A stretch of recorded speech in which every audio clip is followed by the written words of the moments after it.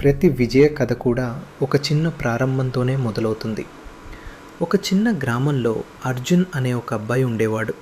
అతని కుటుంబం చాలా పేదది, కానీ అతని కలలు మాత్రం చాలా పెద్దవి. ప్రతి ఉదయం అతను స్కూల్కి వెళ్ళేవాడు. ప్రతి సాయంత్రం ఒక చిన్న టీ షాప్లో పనిచేసేవాడు.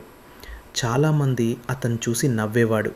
కానీ అర్జున్ ఒక విషయం మాత్రం నమ్మాడు: కష్టపడి పనిచేస్తే ఏ కలైనా నిజమవుతుంది.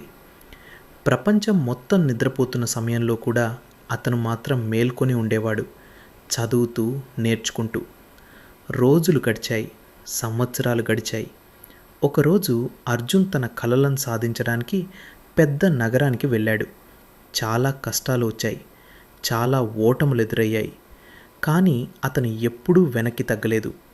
కొన్ని సంవత్సరాల తర్వాత అర్జున్ ఒక పెద్ద భవనంపై నిలబడి నగరంపై ఉదయించే సూర్యోదయాన్ని చూస్తున్నాడు.